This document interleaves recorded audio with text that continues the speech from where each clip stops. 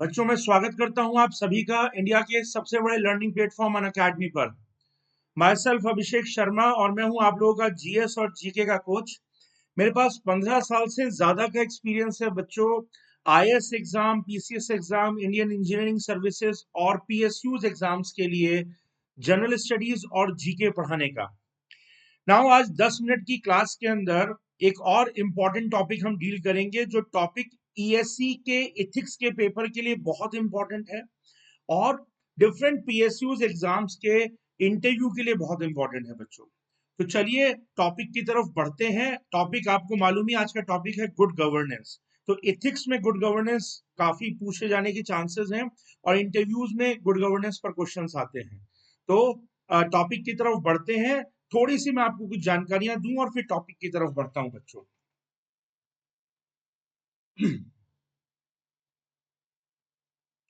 बच्चों 11 तारीख को अनअकैडमी का कॉम्बैट होने जा रहा है सुबह 11 बजे। इसमें पार्टिसिपेट करें और अपनी नॉलेज को भी टेस्ट करें तथा ढेर सारी स्कॉलरशिप जीतने का मौका अपने हाथ से ना जाने दें बच्चों। इसमें रजिस्ट्रेशन फ्री है, सिर्फ आपको कोड लगाना होगा। कोड है अभिषेक 01। अभिषेक 01 कोड से आप अनअकैडमी कॉम्बैट में रजिस्टर कर लें, जिससे कि आपको प्लस के सब्सक्रिप्शन जीतने का भी मौका मिल सकता है बच्चों। कोड लगाएं, फ्री में रजिस्ट्रेशन करें अनअकैडमी लर्निंग ऐप पर। बच्चों अनअकैडमी प्लस के बहुत फायदे हैं। अगर आप प्लस सब्सक्रिप्शन लेते हैं तो आपको मिलती है live classes, crash courses, weekly test, doubt solving sessions. और अगर आप आइकॉनिक सब्सक्रिप्शन प्लान लेते हैं तो आपको प्लस के सारे बेनिफिट्स मिलते हैं। इसके अलावा मिलती है पर्सनल कोच की सुविधा, study planner, study booster, personalised test analysis, doubt clearing instructors और भी बहुत कुछ बच्चों।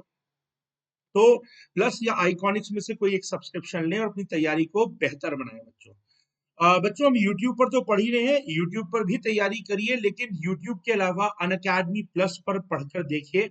अनअकैडमी प्लस पर बहुत सारे बेनिफिट्स हैं YouTube के मुकाबले। तो YouTube पर भी पढ़ें, लेकिन if you can join the plus subscription तो प्लस प्लेटफॉर्म को ज्वाइन करें इतने सारे बेनिफिट्स के साथ। चलिए अब टॉपिक पर आते हैं बच्चों। तो आज का टॉपिक आप जानते हैं गुड गवर्नेंस। बच्चों ये जो गुड गवर्नेंस की डिबेट है वो स्टार्ट हो रही है 1991 में वर्ल्ड बैंक की एक रिपोर्ट से। अगर देखें, कुछ लोग 1987 मानते हैं, तब भी थोड़ा बहुत कहा गया, लेकिन 1991 के अंदर वर्ल्ड बैंक की हर साल आती है वर्ल्ड डेवलपमेंट रिपोर्ट। तो 1991 की जो वर्ल्ड बैंक की वर्ल्ड डेवलपमेंट रिपोर्ट आई, उसमें एक लाइन बहुत इंपॉर्टेंट लिखी हुई थी और वो लाइन क्या थी? There are governments in the countries but no governance. राष्ट्रों में सरकारें तो हैं लेकिन शासन नहीं है। ये क्या बात हुई? अभी तक तो हम ये समझते थे कि सरकार का होना शासन का होना है, सरकार ही शासन है, गवर्नमेंट इज गवर्नेंस, पर ऐसा नहीं है। इस रिपोर्ट के बाद समझ में आया कि गवर्नमेंट का होना अलग बात है और गवर्नेंस का होना अलग बात है। तो फिर भाई वर्ल्ड बैंक के हिसाब से गवर्नेंस क्या है? तो वर्ल्ड बैंक कहता है what is governance. World bank कहता है the governance is the manner in which power is exercised in the management of country's economic and social resources। शासन का मतलब क्या है? कि शक्ति का इस तरह से इस्तेमाल किया जाए जिससे कि राष्ट्र के आर्थिक और सामाजिक संसाधनों का सही प्रबंधन हो सके।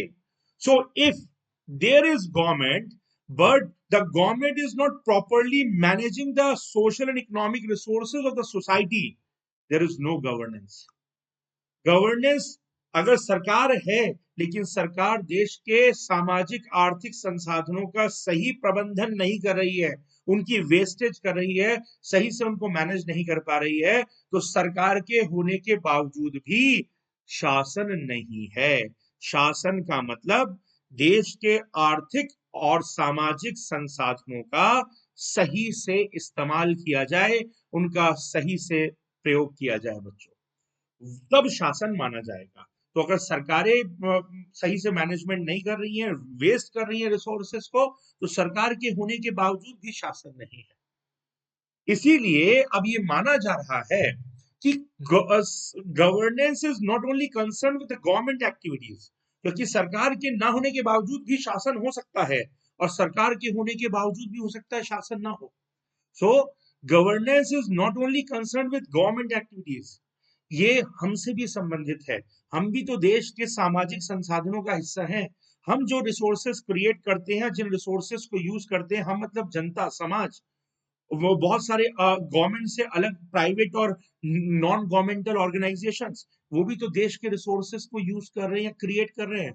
तो अगर वो भी गवर्नेंस का पार्ट है, अगर वो मिस यूटिलाइजेशन करेंगे तो वो भी गवर्नेंस में ऑब्स्टेकल है। सीधी सी बात है। If I am a faculty, I am a teacher and I am not teaching well, मैं अच्छे से अपना काम नहीं कर रहा हूँ टीचिंग का, तो मैं गवर्नेंस में बाधा हूँ। मैं कहीं ना कहीं देश के शासन में कहीं कमजोरी पैदा कर रहा हूँ।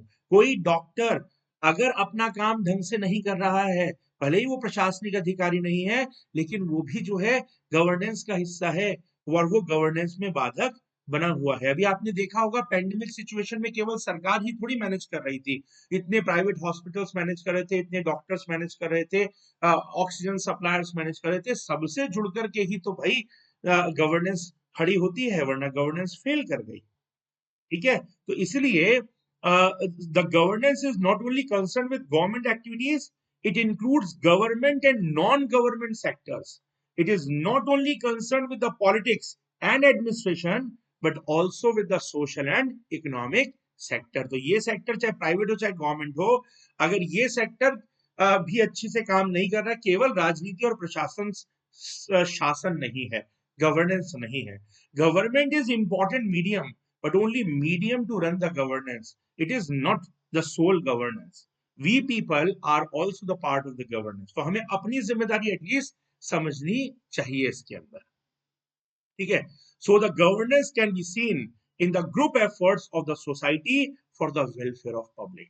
तो पूरा समाज जनता की भलाई में जो भी ग्रुप एफर्ट कर रहा है, वो सब गवर्नेंस का पार्ट होगा। आई होप पॉइंट समझ में आया होगा आप लोगों को। तो इसलिए डायग्राम से आप समझें कि आज गुड गवर्नेंस में क्या पॉइंट्स इंक्लूड किए जा रहे हैं। अब बच्चों ये वाला डायग्राम आपको आपके ईएससी में इथिक्स के पेपर में क्वेश्चंस को सॉल्व करने में मदद करेगा कि गुड गवर्नेंस में क्या क्या डायमेंशन है। लोकतांत्रिक सुधार यानी डेमोक्रेटिक रिफॉर्म्स, अकाउंटेबिलिटी, हर कोई अपने अपने काम की जिम्मेदारी ले, अपने काम की अकाउंटेबिलिटी ले, अगर किसी ने कुछ गड़बड़ की है तो उसको जिम्मेदार ठहराया भी जाए, ये नहीं कि गड़बड़ हो गई और कोई जिम्मेदारी नहीं ले रहा। काम में ट्रांसपेरेंसी हो, हर किसी को भागीदारी मिले, ज्यादा से ज्यादा लोगों को पार्टिसिपेशन देने की कोशिश की जाए, क्योंकि जितना पार्टिसिपेशन आएगा उतना एम्पावरमेंट आएगा और उतना लेस करप्शन होगा। कन्फर्मिटी हो, यानी कि अनसर्टेनिटी ना हो, जो भी फंक्शंस किए जा रहे हो कन्फर्मिटी के साथ किए जा रहे हो। एफिशिएंसी को बढ़ाया जाए, इफेक्टिवनेस को बढ़ाया जाए, इक्विटी यानी कि समाज में समता लाने की कोशिश की जाए, कंसेंसस समाज में आम राय बनाकर के काम किया जाए, सेंसिटिविटी जो डिप्राइव्ड हैं, जो डाउन ट्रॉडन है, उनको मेन स्ट्रीम ऑफ डेवलपमेंट में लाने की कोशिश की जाए, उनके लिए एक एक्स्ट्रा सेंसिटिविटी, जो भी कमजोर वर्ग है समाज का, महिलाएं हैं, बच्चे हैं और जनजातियां हैं, जो भी कमजोर वर्ग है समाज का, उनके प्रति सेंसिटिव बने, गरीब वर्ग है उनके प्रति सेंसिटिव बने, रूल ऑफ लॉ, कानून का शासन हो, हर चीज कानून के अनुसार समाज में की जाए, कानून का शासन, रूल ऑफ लॉ आना चाहिए, आर्बिट्ररी एक्शंस, मनमानी कार्रवाइयां नहीं होनी चाहिए, cooperation between government and civil society, सरकार और सिविल सोसाइटी मतलब एनजीओ वगैरह के बीच में कोऑपरेशन आए, economic development as a mean and human development as end, आर्थिक विकास को जो है, आर्थिक विकास को माध्यम बनाया जाए, मीडियम बनाया जाए, किसका, ह्यूमन डेवलपमेंट का, ह्यूमन राइट्स और ह्यूमन डेवलपमेंट का ख्याल रखा जाए, एडमिनिस्ट्रेटिव रिफॉर्म्स का, प्रशासन को सुधारो, क्योंकि अगर टेक्नोलॉजिकल रिफॉर्म सोसाइटी में हो रहा है और एडमिनिस्ट्रेशन अपने अंदर रिफॉर्म्स नहीं कर रहा है, तो एडमिनिस्ट्रेशन उस सोसाइटी को सही से संभाल नहीं सकता है। सो एडमिनिस्ट्रेटिव रिफॉर्म्स भी होने चाहिए, इकोनॉमिक रिफॉर्म्स होने चाहिए, ई गवर्नेंस, ट्रांसपेरेंसी लानी है, जल्दी से सर्विसेज देनी है, तो ई गवर्नेंस को, इलेक्ट्रॉनिक गवर्नेंस को, जो आजकल आपको हर चीज ऑनलाइन मिल रही है, इलेक्ट्रॉनिक गवर्नेंस को बढ़ाना चाहिए। सस्टेनेबल डेवलपमेंट, मैंने लास्ट वीडियो में आपको पढ़ाया SDG goals, last 10 minutes video आप देखिएगा, लेक्चर नंबर 1 उसको देखिएगा, उसमें मैंने आपको सस्टेनेबल डेवलपमेंट बहुत अच्छे से पढ़ाया है। तो सस्टेनेबल डेवलपमेंट को लाने की कोशिश करनी चाहिए। ये सब कुछ सब थॉट प्रोसेस है गुड गवर्नेंस का, ये सब जब आएगा तो गुड गवर्नेंस होगा। और इसीलिए वर्ल्ड बैंक कहता है कि अगर सरकारें हैं और ये सब नहीं हो रहा है एक देश के अंदर, तो फिर गवर्नेंस नहीं है, भले ही सरकार हो, तो सरकारों को ये सब लाने की कोशिश करनी चाहिए, न केवल सरकारों को बल्कि समाज के हर एक जिम्मेदार व्यक्ति को इसकी कोशिश, चाहे वो स्टूडेंट है, चाहे वो टीचर है, चाहे वो डॉक्टर है, चाहे वो इंजीनियर है, सबको इन सब की तरफ काम करना चाहिए, तब देश के अंदर शासन आएगा बच्चों। ये टॉपिक इथिक्स के लिए बहुत इंपॉर्टेंट है और इथिक्स में पूछा जा सकता है, ईएससी अभी 2021 के एग्जाम में या आगे के ईएससी में पूछा जा सकता है और इंटरव्यूज में इस पर डिस्कशंस हो सकते हैं। तो आई होप आपको ये टॉपिक पसंद आया होगा बच्चों, ये क्लास पसंद आई होगी आपको। आप लोग मुझे डेली जो है करंट अफेयर शो में भी मिल सकते हैं, मंडे टू फ्राइडे 11 बजे सुबह करंट अफेयर शो होता है, इसमें आप मुझसे मुलाकात कर सकते हैं क्रिएट्रिक्स पर ही, यूट्यूब चैनल पर।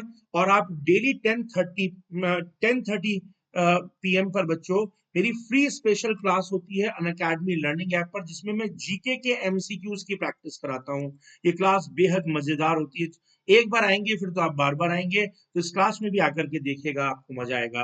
ये क्लास को ज्वाइन करने के लिए ये मेरा लिंक है, इस लिंक से आप जो है वीडियो के डिस्क्रिप्शन बॉक्स में लिंक गिवन है, उस लिंक से आप मेरे प्रोफाइल पर जा सकते हैं और मुझको फॉलो कर सकते हैं बच्चों। तो रात को फिर स्पेशल क्लास में भी मिलेगा, ठीक है। आई होप क्लास पसंद आई होगी। क्लास पसंद आई तो यार लाइक और शेयर तो बनता है, लाइक शेयर करना। अगर आप लोग क्लास को अप्रिशिएट करोगे तो मेरे को आगे और ऐसे वीडियोस बनाने की हिम्मत मिलेगी, तभी मैं आगे बनाऊंगा बेटा। तो इसलिए लाइक और शेयर तो मुझे चाहिए। चैनल को प्लीज सब्सक्राइब करिए और बेल आइकन को दबाइए। थैंक यू मेहनत से पढ़ने के लिए। आप मेहनत से पढ़ेंगे तो हमारा नाम रोशन करेंगे, तो मेहनत से पढ़ाई करिए। अभिषेक 01 कोड को याद रखिए, कॉम्बैट में पार्टिसिपेट करिए और इस कोड से फ्री इनिशिएटिव्स को ओपन करिए, ठीक है। ऐसी एक और क्लास के साथ दोपहर को 1 बजे फिर मिलूंगा। दोपहर को 1 बजे 5 मिनट की क्लास आने वाली है, जिसमें मैं आपको इंटरव्यू के 5 इंपॉर्टेंट टिप्स दूंगा। 5 मिनट की क्लास आएगी जिसमें मैं इंटरव्यू के 5 इंपॉर्टेंट टिप्स दूंगा आपको दोपहर को 1 बजे। चलिए फिर मिलते हैं।